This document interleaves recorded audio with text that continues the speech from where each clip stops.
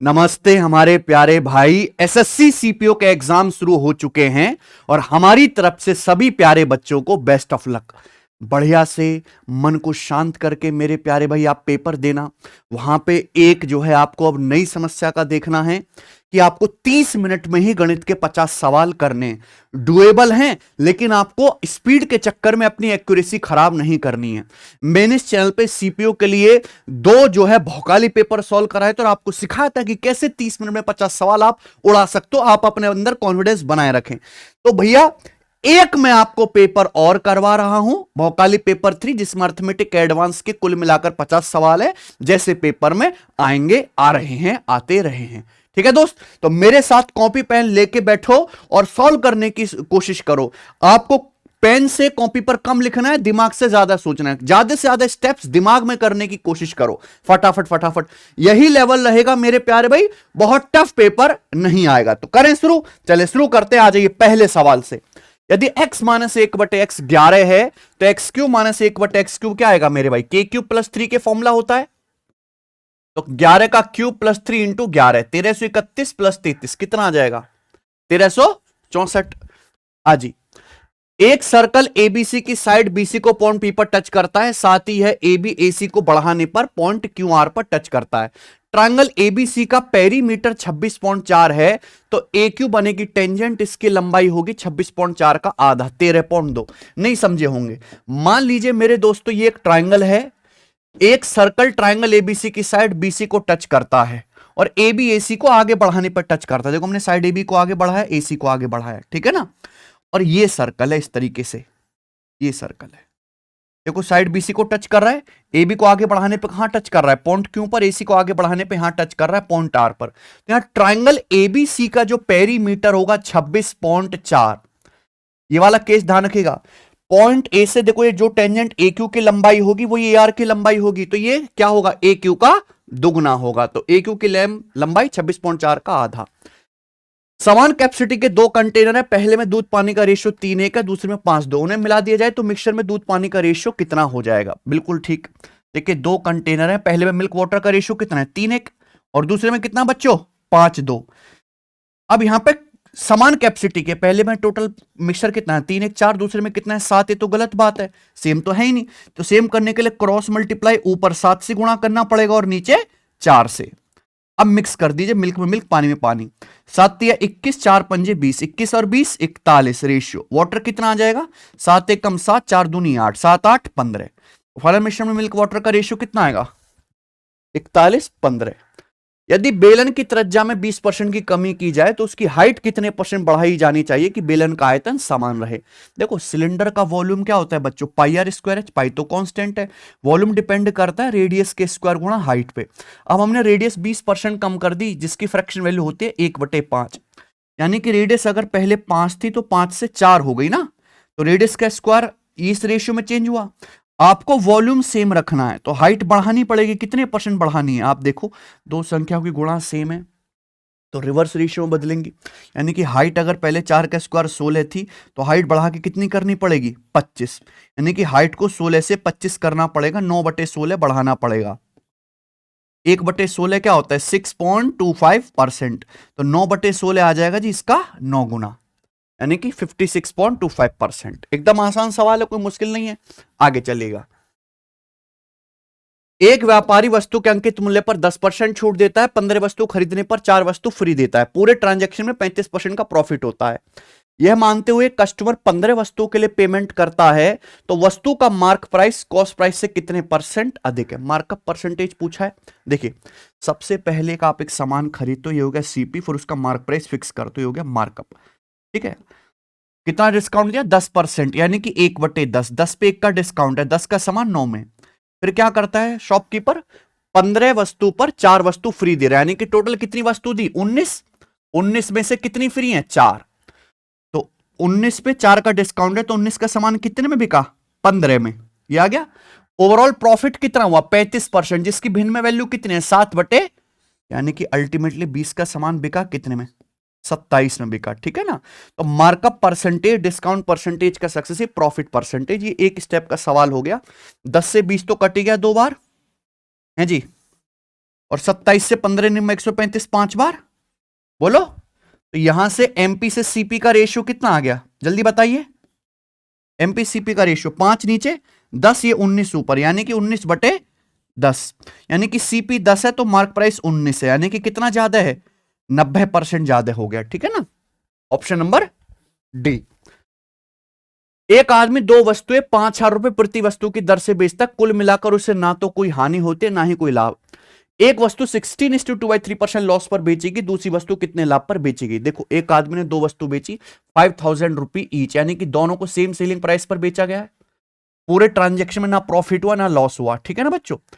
एक वस्तु पे कितना लॉस हुआ है, 16 से ही 2/3%, यानी कि 1/, यानी कि पहली वस्तु पे सीपी 6 तो 1 का लॉस हुआ। बिकी कितने में, मुझे तो परसेंटेज ही निकालना है ना। दोनों को इस बात से कोई मतलब नहीं है, दोनों का सेलिंग प्राइस सेम है। अगर पहली वस्तु को 5 में बेचा गया तो दूसरी को 5 में बेचा गया है। पूरे ट्रांजैक्शन में नो प्रॉफिट नो लॉस, इसका मतलब अगर पहली पे 1 का लॉस है तो दूसरी पे क्या हुआ होगा बच्चों, 1 का प्रॉफिट हुआ होगा। यानी कि दूसरी का सीपी कितना होगा, 4। तो दूसरी वस्तु का सीपी 4 है, उस पर 1 का प्रॉफिट हो, तो प्रॉफिट परसेंटेज कितना है, 1/4, 25%। 3 साल के लिए 10% की दर से सीआई और एसआई का डिफरेंस 155 है, प्रिंसिपल क्या है। भाई अगर ब्याज की दर 10% है तो 3 साल का सीआई कितना आता है, 33.1%। 3 साल का सिंपल इंटरेस्ट क्या आता है, 30%। तो इनका डिफरेंस कितना आता है, 3.1%। इसकी वैल्यू सवाल में कितनी दे रखी है, 155 रुपए। तो डेसिमल हटाओगे तो यहां 0, 31 पंजे 155, तो 1% 50 आ गया, 100% 5,000। ये मेंटली होने वाले सवाल है जी। What is the simplified value of this, इसकी वैल्यू बताओ। देखो ये देखते ही पता लगे सारे कॉम्प्लीमेंट्री एंगल का सवाल है। एंगल का सम 90 है ना, ये 31 59 90, तो sine square plus sine square भी 1। यहां देखो 35 का कॉम्प्लीमेंट्री 55 है, सेक किस में बदल जाएगा, कोसेक में। तो cosec square 55 minus cot square 55, ये भी 1 आ गया, 1/1 प्लस ये देखिए एंगल का सम 90 है यहां पे, नहीं एंगल का सम 90, हाँ ठीक है कोई दिक्कत नहीं है। तो 29 का कॉम्प्लीमेंट्री 61, tan किस में बदल जाएगा, कॉट में। तो एक cot 61, cot square 61 into cot square 61, तो कितना आ जाएगा ये, गड़बड़ है यहां पे, ये सवाल में टाइपिंग में मिस्टेक है मेरे भाई, ये स्क्वायर नहीं होगा यहां पर, ये ठीक है जी। तो यहां पे ये क्या आएगा भैया, कॉट 61 इंटू कॉट 61 क्या आएगा बच्चों, cot square 61 degree minus cot square 61 degree minus cosec square 61 degree. तो आप मुझे बताओ ये क्या आएगा, cot square theta minus cosec square theta, कितना आ गया, तो 1 - 1 यानी कि तो 0 इस सवाल का आंसर है। मुश्किल नहीं है। 1088 रियल नंबर्स का एवरेज 0, उनमें से मैक्सिमम कितनी संख्या नेगेटिव हो सकती है, 1087 संख्याएं। 1088 संख्याओं का एवरेज 0 है तो उनका योग भी 0 होगा। कितनी संख्या नेगेटिव हो सकते हैं भाई, 1088 में सारी तो नेगेटिव नहीं ले सकते, योग भी नेगेटिव आ जाएगा। तो आप 1087 नंबर नेगेटिव ले लो, ठीक है, और लास्ट नंबर इतना पॉजिटिव ले लो कि काट के क्या आ जाए, 0 आ जाए। तो मैक्सिमम 1087 नेगेटिव ले सकते हैं। 16 आदमी पर डे 12 घंटे काम करके किसी काम को 27 दिन में कर सकते हैं, तो कितने घंटे काम करते हो, 18 आदमी उस काम को 24 दिन में पूरा करेंगे। टोटल वर्क बराबर एमडीएच, एमडीएच कंसेप्ट लगाना है। 16 आदमी 27 दिन में काम करते हैं, पर डे कितना घंटे, 12 घंटे। सवाल में पूछा है 18 आदमी 24 दिन में काम पूरा करना चाहते हैं, तो पर डे कितने घंटे काम करना पड़ेगा, यही सवाल है। तो 12 दूनी 24, ठीक है बच्चों। तो यहां पे 9 तिया 27 और 9 दूनी, तो 2 दूनी 4 चौक, तो 4 तिया 12 घंटे की शिफ्ट लगानी पड़ेगी उन्हें। आइए 1, 2 और 3, 8 से होकर गुजरने वाली रेखा का समीकरण, लेटेस्ट सवाल है सीजीएल में। देखो सॉल्व नहीं करना होता, ऑप्शन से चेक कर लो, कोई लाइन 1, 2 से गुजरते तो सेटिस्फाई कर देगी। अभी x की जगह 1 और y की जगह 2 रख लो, तो क्या आ रहा है, ये सेटिस्फाई हो रहा है, ये सेटिस्फाई नहीं होगा। y बराबर 4x - 2, तो 2 बराबर 4 - 2, ये हो रहा है सेटिस्फाई, ठीक है ना। यहां देखो ये वाला सेटिस्फाई नहीं होगा, तो मैं 2 ऑप्शन में फंस गया, ठीक है ना, x की जगह, हाँ। अब प्यारे दोस्तों यहां पर जब 2 ऑप्शन में फंस गया तो ये चेक कर लेते हैं, ये भी तो सेटिस्फाई होना चाहिए। y की जगह 8, x की जगह 3, तो 8 बराबर 9 माइनस 1 8, ये सेटिस्फाई हो रहा है। यार रखेंगे y की जगह 8, x की जगह 3, 3 चौक 12 माइनस 2, ये 10 हो गया, सेटिस्फाई नहीं हो रहा। तो क्या आंसर हुआ? A option. एक त्रिभुज का एक आंतरिक कोण 90 डिग्री से अधिक है तो उसका ऑर्थो सेंटर कहां होगा? अगर एक एंगल 90 डिग्री से ज्यादा है यानी कि ट्रायंगल ऑब्टूस एंगल है, तो इसका ऑर्थो सेंटर जो होगा वो फिर वो ट्रायंगल के बाहर होगा। ऑर्थो सेंटर भी ट्रायंगल के बाहर होगा और सरकम सेंटर परिकेंद्र भी ट्रायंगल के बाहर होगा।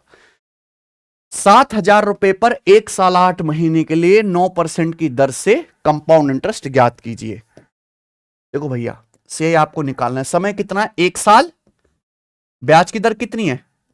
तो 1 साल में आपको 9% ब्याज मिलेगा। अब 8 महीने में आपको फिर कितना ब्याज मिलेगा बताओ भाई? 8 महीने का मतलब क्या होता है? 8/12, 2/3 साल। अगर 1 साल में 9% ब्याज है तो 2/3 साल में कितना आएगा? 6%। यानी कि आपको सीआई मिलेगा 9 और 6 का सक्सेसिव, है ना? तो 9 + 6 15 और 9 6 का 54/100, 15.54% मिलेगा सचिन। ये कंपाउंड इंटरेस्ट मिलेगा कितने रुपए का? तो 7,000 रुपए का 15.54%, है ना? 7,000 का 15% कितना आएगा? 15 7 105, 1,050 रुपए। तो 1,050 से हल्का सा ज्यादा आएगा। ये नहीं है, ये नहीं है, ये नहीं है, ये वाला आंसर है। ठीक है ना? पेपर में आया है सवाल नंबर 14। देखिए सीजल का लेटेस्ट करना तो पड़ेगा। दिया गया है ए और बी क्या है? Complementary angle. साइन ए 3/5, तो tan बी क्या है? बी का कॉम्प्लीमेंट्री ए। tan किस में बदल जाएगा? कॉट में। साइन क्या होता है? परपेंडिकुलर बटे हाइपोटेन्यूस। कॉट क्या होता है? तो बेस बटे परपेंडिकुलर। बेस क्या आ जाएगा? 3 4 5 ट्रिपलेट होता है 4। परपेंडिकुलर क्या है? यानी कि 4/। तो इससे आसान कोई सवाल है क्या दुनिया में? एक the area of regular triangle increases by 44%, by what percent did the side length increase? Regular triangle यानी कि तीनों भुजाएं बराबर है। समबाहु त्रिभुज, समबाहु त्रिभुज का क्षेत्रफल 44% बढ़ जाता है तो उसकी भुजा को कितना परसेंट बढ़ाया गया है? 20%। भाई भुजा नापते हैं सेंटीमीटर में, एरिया नापते हैं सेंटीमीटर वर्ग में। एरिया 44% बढ़ गया तो भुजा कितनी बढ़ाई होगी? 20, और 20 का सक्सेसिव ही 44 होता है। सब बच्चों को पता है कि नहीं? आइए, एक बाल्टी में 6.25 लीटर पानी आ सकता है। 1 घन मीटर के टैंक को भरने के लिए ऐसी कितनी बाल्टी की जरूरत होगी?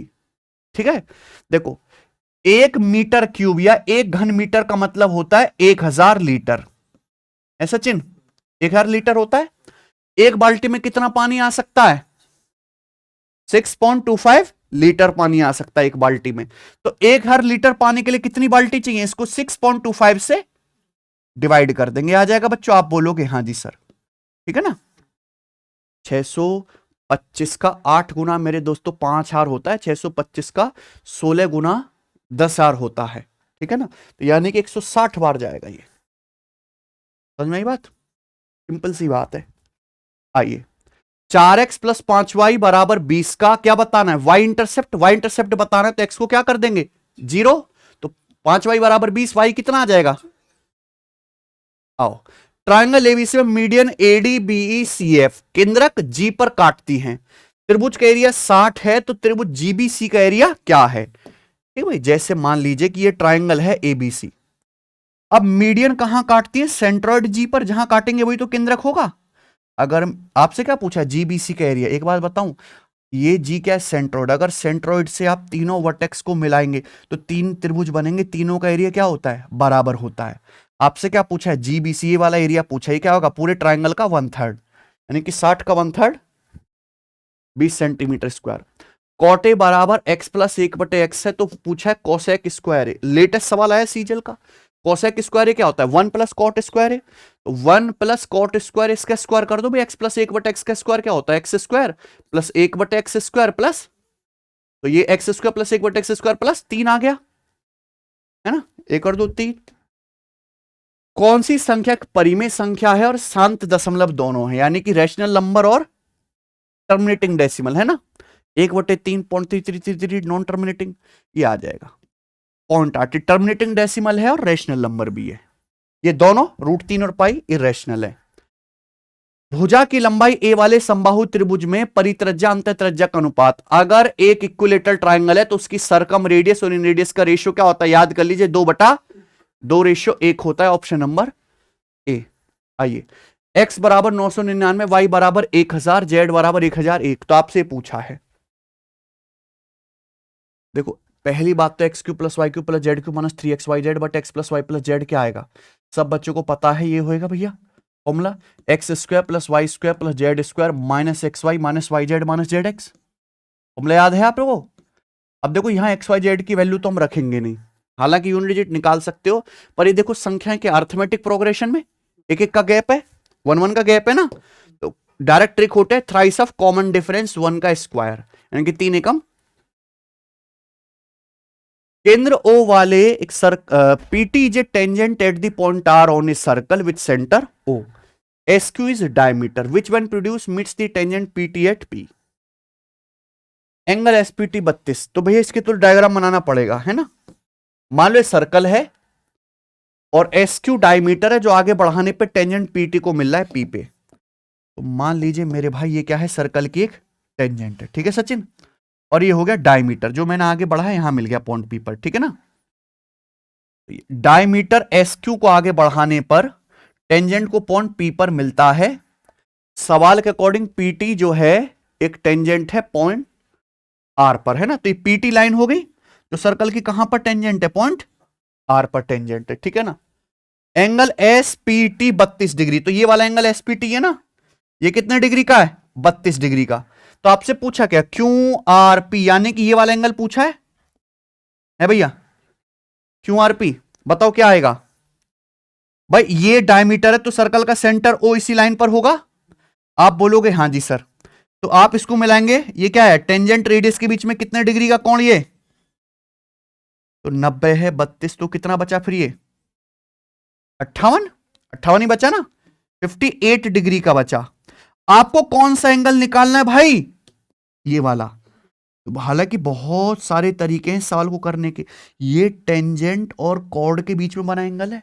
आपको अल्टरनेट सेगमेंट थ्योरम पता है, अगर आप इसको यहां मिला देंगे मेरे भाई तो ये 58 डिग्री का है सेंटर पे, तो सरकमफ्रेंस पे कितना होगा, आधा 29 degree.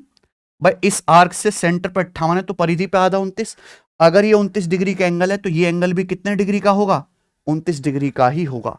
Option number D.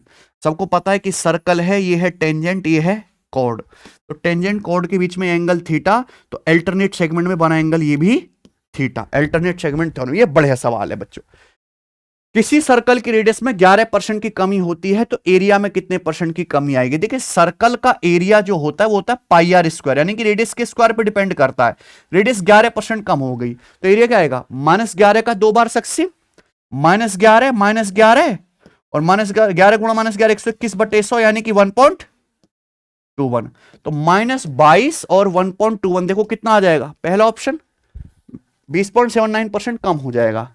25वां, the speed of swimmer of downstream is 23 kilometre per hour, swimmer in upstream is 14 kilometre per hour. तो आपसे क्या पूछा है, धारा की गति है, डाउन स्ट्रीम की स्पीड दी है, ये क्या है, अप स्ट्रीम की स्पीड दी है, करंट की स्पीड पूछी है, तो क्या होते हैं D - U/2 है सचिन, तो कितना आ जाएगा 4.5 किलोमीटर पर आवर। देखो कितना सरल सवाल है।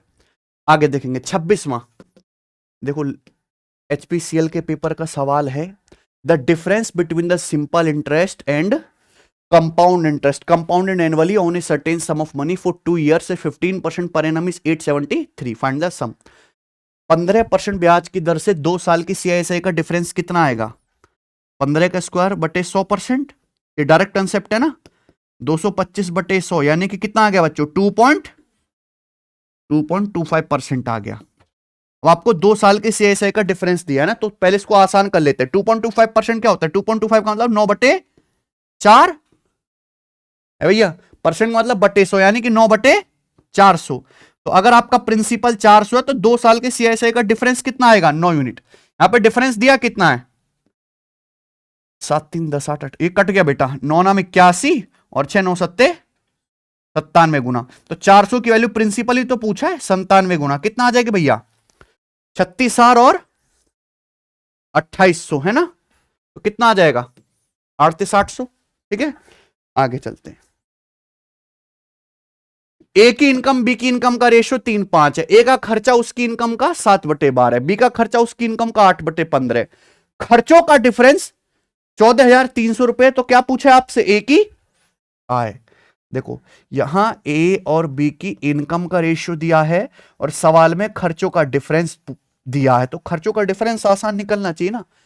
ए की इनकम 3 है, खर्चा कितना कर रहा है? 7/12, तो 3/12 करने के लिए 4 से गुणा चाहिए, है ना। बी का खर्चा उसकी इनकम का 8/15 है, तो 5 का तो बटे 15 नहीं होगा, इसको 15 बनाने के लिए 3 से गुणा चाहिए, यानी कि पूरे रेशियो को किससे गुणा कर दो? 4×3=12 से, पूरे रेशियो को 12 से गुणा कर दो, तो 12×3=36 है भैया, और 12×5 ये ए और बी की क्या आ गया? इनकम का रेशियो है सचिन। ए का खर्चा कितना आ गया? इनकम का 7/12, 36 का 7/12 कितना हो गया? 21। बी का खर्चा इनकम का 8/15, ये यहां पे मैंने किससे गुणा करी? 60 आएगा ना, 8/15 आएगा, तो 15×4=60 यानी कि 32। तो खर्चे का डिफरेंस कितना आ गया? सवाल के अनुसार खर्चे का डिफरेंस कितना है? ₹14,300। तो 11 किलो ₹14,300 कितने गुना? 1300 गुना। सवाल में क्या पूछा है? ए की इनकम है तो 36 की वैल्यू कितना आएगी? 36 गुणा ₹1300, तो एंड में 2 जीरो आएगा, उसके बाद 8, तो यानी कि क्या आंसर है? ठीक है।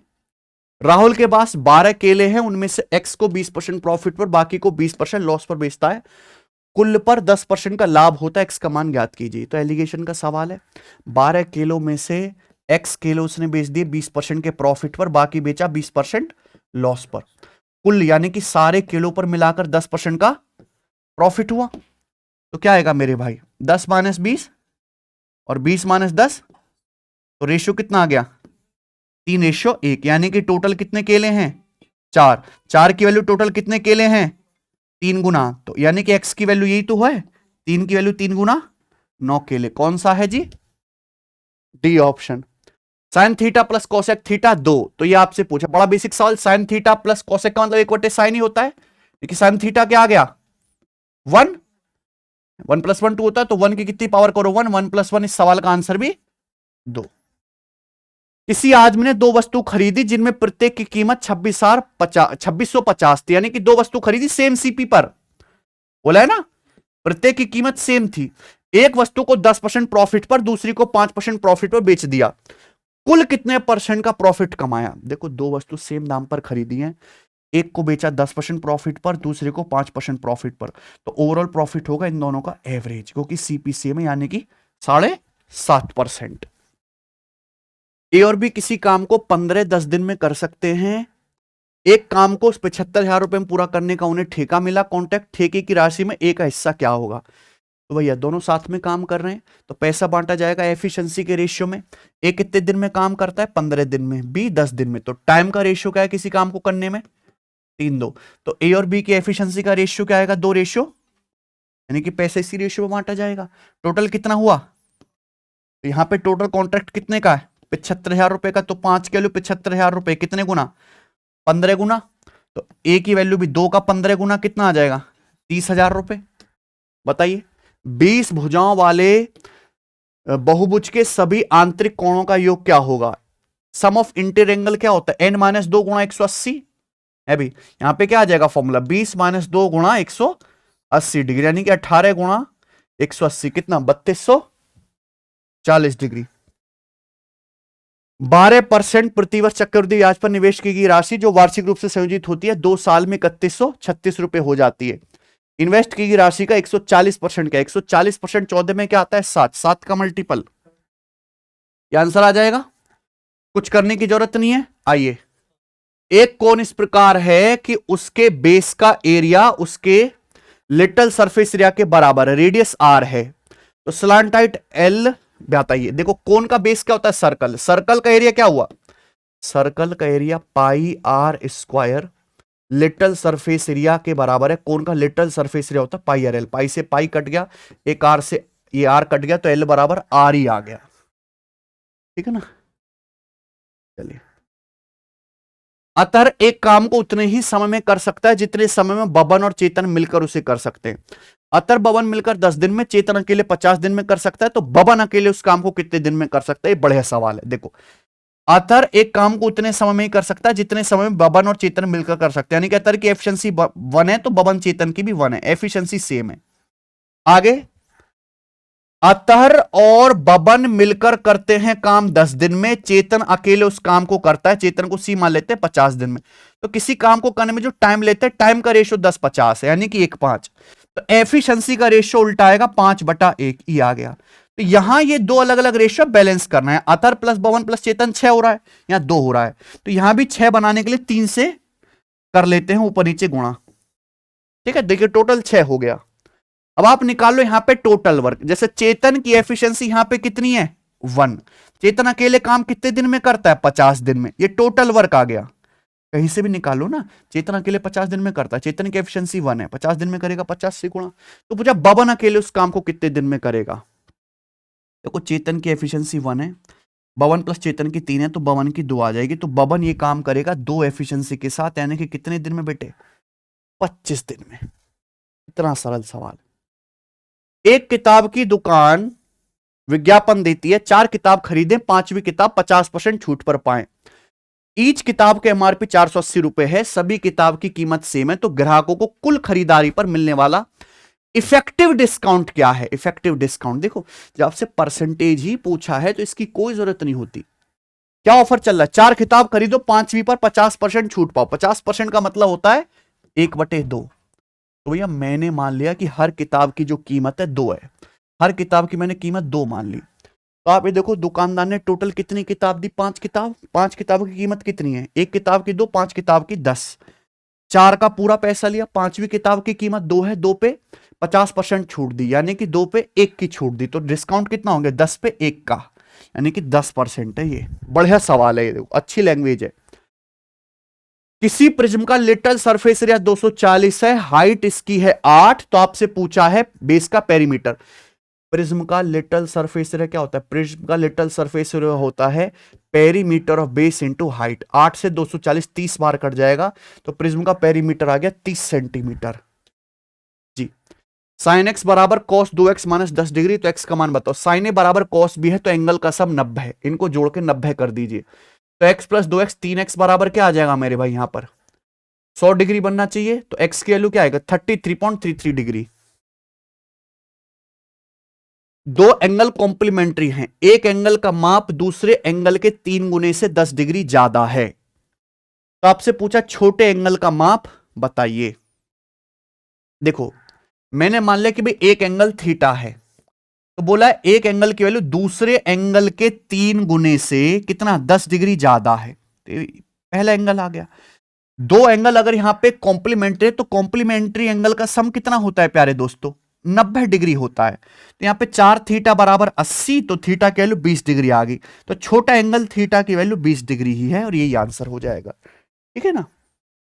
एक स्कूल में 45% कर्मचारी महिलाएं हैं, 80% female staff, 60% male staff post graduate है। तो पूछा percentage of non post graduate staff in the school, कितना percent staff non post graduate है, पोस्ट ग्रेजुएशन नहीं है।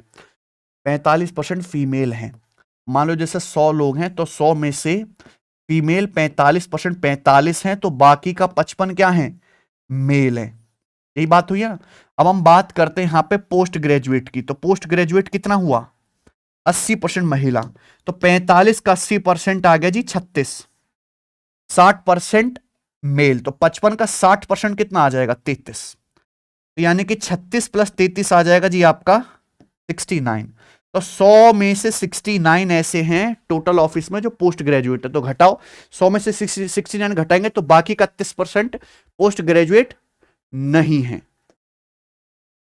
थीटा एक एक्यूट एंगल है, 5 sine theta plus 12 cos theta 13 10 theta बताओ। देखो यहां क्या दिया है, A sine theta plus B cos theta equal to C, लेकिन ये ट्रिपलेट बनना है, तो ये परपेंडिकुलर होगा साइन के साथ, ये बेस होगा, ये हाइपोटीनस होगा, ये कंसेप्ट है। 10 आएगा परपेंडिकुलर बटा base 5/12, option number D. Two circle of radii 6 and 2 centimeter are such that distance between their centre is 8। How many common tangent can be drawn. देखो दो सर्कल हैं जिनकी रेडियस 6 और 2 है, सेंटर के बीच की दूरी 8 है। यानी कि देखो यहां पे सेंटर के बीच की जो दूरी है, दोनों रेडियस का सम है R1 प्लस R2। 8 बराबर 6 प्लस 2 हो रहा है, यानी कि ये दोनों सर्कल एक दूसरे को एक्सली टच करते हैं। तो कितनी टेंजेंट पॉसिबल है, 3 टेंजेंट पॉसिबल है, डी। आगे देखेंगे। 80 स्टूडेंट के क्लास में ग्रामीण और शहरी विद्यार्थियों का अनुपात 5:3 है। किसी एग्जाम में ग्रामीण विद्यार्थियों का औसत शहरी विद्यार्थियों की तुलना में 40% अधिक है। सभी विद्यार्थियों के एवरेज मार्क्स 69 है। तो आपसे पूछा रूरल स्टूडेंट के एवरेज मार्क्स बताइए। देखो यहां पे ना ये हिंदी में गलत लिखा हुआ है, इंग्लिश में ही सही होगा। यहां पे जो दिया है ना, अर्बन से रूरल का रेशियो दिया है। अर्बन अर्बन यानी कि शहरी, और ये ग्रामीण बाद में होगा। तो 80 स्टूडेंट की क्लास है, उसमें अर्बन और रूरल स्टूडेंट की संख्या का रेशियो कितना है? 5:3। एक 80 बच्चों क्लास में अर्बन रूरल की संख्या का रेशियो 5:3। यहां पे बोला है अर्बन का जो एवरेज है, नहीं, रूरल बच्चों का जो एवरेज है वो अर्बन बच्चों के एवरेज से कितना ज्यादा है? 40%। 40% यानी कि 2/5। तो हम बात कर लेते हैं एवरेज की, यानी कि अर्बन बच्चों का 5 है तो रूरल बच्चों का एवरेज कितना है? 2 ज्यादा यानी कि 7 है। ठीक है ना। सभी बच्चों का एवरेज कितना है? 69। तो सभी बच्चों का एवरेज निकाल लो ना। ये 5 बच्चे हैं, एवरेज 5 है, तो टोटल कितना आ जाएगा? 25। ये रूरल बच्चों का कितना आ जाएगा? 21। तो 25 और 21 46। कितने बच्चों पर? 8 पर। टोटल 8 है ना। इसकी वैल्यू सवाल में कितनी दी है? 69। बताइए कोई दिक्कत इसमें? तो 23 दूनी 46 और 23 दिया, तो एक की वैल्यू कितनी आएगी? 24/2 12। एक की वैल्यू यहां पर 12 आ गई। तो पूछा है कौन से रूरल बच्चों के एवरेज मार्क्स। रूरल बच्चों के एवरेज मार्क्स हैं 7। 7 की वैल्यू भी कितनी आ जाएगी? यानी कि 84। तो सॉल्व करने की जरूरत भी नहीं थी, सीधा ऑप्शन से देख सकते थे। 7 का मल्टीपल आएगा, ये नहीं है, ये नहीं है, ये नहीं है, एक ही ऑप्शन था। ठीक है ना। एक ट्रायंगल एबीसी में एंगल बी 72, सी 44। बीसी को डी तक बढ़ाया जाता है। एंगल बी और एसीडी के बाइसेक्टर ई में मिलते हैं एंगल बीसी। बताइए। चित्र बना लेते हैं। ये हो गया भैया ट्रायंगल ए बी सी। सवाल में बोला है साइड बीसी को बढ़ाया जाता कहां? डी तक। तो एंगल बी और एसीडी के बाइसेक्टर ई पर मिलते हैं। ये एंगल एसीडी है, तो हमने एंगल बी का बाइसेक्टर खींचा है, और ये वाला जो एंगल है एसीडी, इसका बाइसेक्टर खींचा। कहां पर मिलते हैं? पॉइंट ई पर, है ना। तो आपसे क्या पूछा है? बी ई सी, यानी कि ये वाला एंगल पूछा है। तो भैया ए की बेस पर एक एंगल का इंटीरियर, दूसरे का एक्सटीरियर खींचा है, तो इस एंगल की वैल्यू जो होगी ये बचे हुए एंगल का आधा होगी। अच्छा, बी 72 है, सी 44, तो दोनों को जोड़ के कितना आ रहा है? 116। 116 डिग्री है, तो 180 में से 116 घटाएंगे तो कितना बचेगा फिर? 64 डिग्री। ये 64 है, तो ये कितना आएगा? 32 डिग्री। सही है ना। x plus y plus z 1 है, x y plus y z plus z x माना 26 है, x cube plus y cube plus z cube 151 है। एक्स वाई जेड का मान बताएं। सिंपल फॉर्मूला एलजेब्रा का सबसे पॉपुलर क्या फॉर्मूला है? X cube plus y cube plus z cube 151, x cube plus y cube plus z cube minus 3xyz बराबर x plus y plus z 1 into x plus y plus z का whole square minus thrice of x y plus y z plus z x. 26 से 78 एक 79 हो गए। 151 minus 79 कितना आ जाएगा जी? 72। ठीक है बच्चों। तो 72 बराबर 3xyz, तो xyz कितना आएगा? 24। A option. फॉर्मूला याद होना चाहिए। एक सर्कल के बाहर एक पॉइंट पी है जो सर्कल के सेंटर से कितना दूर है? 26। पॉइंट पी से सेकेंड रेखा पीएबी ए और बी पर काटती है, पीबी 32, पी 18। तो सर्कल की क्या बतानी है? रेडियस। देखो ये सर्कल का सेंटर है, सर्कल के सेंटर के बाहर पॉइंट पी है, कितनी दूरी पर? 26। पॉइंट पी से यहां पे क्या खींचेगी? एक सेकेंड, ये पी ए बी हो गया। ऐसी बात है। यहां पे पी ए कितना है? 18। ठीक है। और पी बी कितना है? यहां से यहां तक 32 है ये पी बी। तो आपसे क्या पूछा है? सर्कल की रेडियस। यही सवाल है। तो इसके बहुत सारे तरीके, पर बेस्ट तरीका इन द वर्ल्ड क्या है? आप यहां से एक टेंजेंट डाल दो। ये क्या हो गया? पीटी। बोलो। तो सर्कल के बाहर से टेंजेंट है पीटी, ये सीकेंट है, तो पीटी का स्क्वायर क्या आएगा? पीए गुणा पीवी। पीए 18 गुणा 32 कितना आ जाएगा मेरे भाई? ये 18 गुणा 32 540 और 36 576 हो गया ना। अंडर रूट क्या आ गया? 24। तो पीटी की वैल्यू कितनी आ गई? आपको तो क्या निकालनी है? आप इसको यहां मिला दीजिए। क्या राइट एंगल ट्राइंगल नहीं बन गया टेंजेंट रेडियस के बीच में? 90 के सामने 26 है, ये 24 है, तो 5 12 13 का ट्रिपलेट है डबल, यानी कि रेडियस कितनी आ जाएगी बताओ। इससे आसान तरीका नहीं सवाल को करने का। अगला सवाल, अमन ने 1800 रुपए में 2 चेयर खरीदी, पहली चेयर को 12% प्रॉफिट पर, दूसरी चेयर को 20% प्रॉफिट पर बेचा। अगर पहली चेयर को 20% प्रॉफिट पर, दूसरी को 12% प्रॉफिट पर बेचा होता तो 36 रुपए अधिक मिलते। तो पूछा दोनों चेयर के सीपी में अंतर ज्ञात कीजिए। सीपी का डिफरेंस पूछा है। देखो यहां पे केवल परसेंटेज बदल दिए, पहली चेयर को 12% प्रॉफिट पे बेचा, दूसरी को 20%, यही बेच रहा है। अब उल्टा कर दिया, अगर पहली चेयर को 20%, दूसरी को 12% प्रॉफिट पर बेचता तो 36 रुपए ज्यादा मिलते। चेयर के सीपी का डिफरेंस पूछा है, तो दो इक्वेशन बनेंगी, घटाओगे तो दोनों के सीपी का डिफरेंस कितना आएगा, 20-12 का डिफरेंस कितना है 8, यानी कि सीपी के डिफरेंस का सीधा क्या आ जाएगा, घटाओगे तो 8%, कितने के बराबर 36 रुपए के बराबर। तो 1% कितना है 36/8, 150% कितना आ जाएगा जी, कोई दिक्कत। 6 और 2 सेंटीमीटर रेडियस वाले दो सर्कल के सेंटर 10 सेंटीमीटर दूर हैं, उनके बीच कितनी टेंजेंट खींची जा सकती है और वह किस प्रकार की होंगी। देखो यहां पे दो सर्कल के सेंटर के जो बीच की दूरी है वो क्या है, दोनों रेडियस के सम से बड़ी है भाई। 10 जो है 6 + 2 8 से बड़ा है, यानी कि दो सर्कल के सेंटर के जो बीच की दूरी रेडियस से बड़ी, यानी कि दोनों सर्कल दूर दूर होंगे, तभी तो सेंटर के बीच की दूरी रेडियस के योग से बड़ी आएगी। यहां पे कितनी टेंजेंट खींचेंगे, दो तो ऐसे डायरेक्ट और दो ऐसे ट्रांसवर्स, यानी कि कितनी, यहां पे 4 टेंजेंट, 2 डायरेक्ट 2, बढ़िया सवाल है ना एकदम बेसिक। 8 मीटर रेडियस वाले एक सर्कुलर पार्क के चारों ओर 3 मीटर चौड़ा एक सर्कुलर पथ बनाया गया, पथ का एरिया बताओ। तो भाई एक सर्कुलर पार्क है, इसकी रेडियस कितनी 8 मीटर, इसके चारों ओर 3 मीटर चौड़ा रास्ता बनाया गया, तो एक और सर्कल बन जाएगा आउटर सर्कल, उसकी रेडियस कितनी आ जाएगी 8 + 3 11, ठीक है ना। सर पथ का एरिया क्या आएगा, सर्कुलर पार्क का एरिया कितना आएगा पाई R² - स्मॉल r, तो ये बताइए कितना आ जाएगा। पाई की वैल्यू यहां पे अप्रोक्स 3.14, 11 का स्क्वायर 121 में से आप क्या घटाओगे 64, यानी कि 36 + 21, 36 + 21 57 आ गया। तो 57 का 3 गुना कितना आ जाएगा 171, 171 से ज्यादा एक ही ऑप्शन है, ठीक है कुछ ही नहीं। आखिरी सवाल कर लें, 1200 जवानों की सेना में 12,000 यूरोपियन और भारतीय जवान है। यूरोपियन जवानों की एवरेज हाइट है 5 फुट 10 इंच, भारतीय जवानों की एवरेज हाइट 5 फुट 9 इंच, पूरी सेना की एवरेज हाइट है 5 फुट 9.3 इंच। तो पूछे सेना में, इंडियन आर्मी में जवान कितने इंडियन आर्मी के, ठीक है ना। तो ये तो एलिगेशन का सवाल है, सिंपल दिख रहा है, एवरेज हाइट पे एलिगेशन लगाना है भाई। यूरोपियन भी है और इंडियन भी है। यूरोपियन की एवरेज हाइट कितनी है 5 फुट 10 इंच, यही बात है। और जवानों की कितनी, इंडियन जवानों की 5 फुट 9 इंच। पूरी आर्मी की जब हम बात करते हैं तो क्या आ जाता है 5 फुट 9 सही 3/4 इंच, समझ में आया ना। एलिगेशन लगाई, यहां पे डिफरेंस कितना आएगा 3/4, 5 सही 9 5 फुट 9 सही 3/4 में से 5 फुट 9 इंच घटाओगे तो 3/4 बचेगा ना, ठीक है भैया।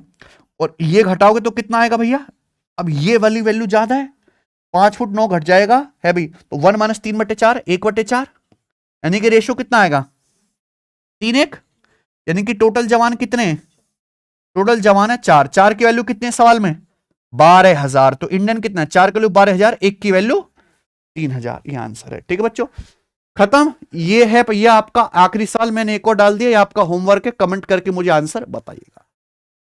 लेटेस्ट आया था, मजा आया, बेस्ट ऑफ लक, ऐसे ही पेपर आपको उड़ाना है, मेहनत करिए तो आपको फल जरूर मिलेगा। धन्यवाद, बाय।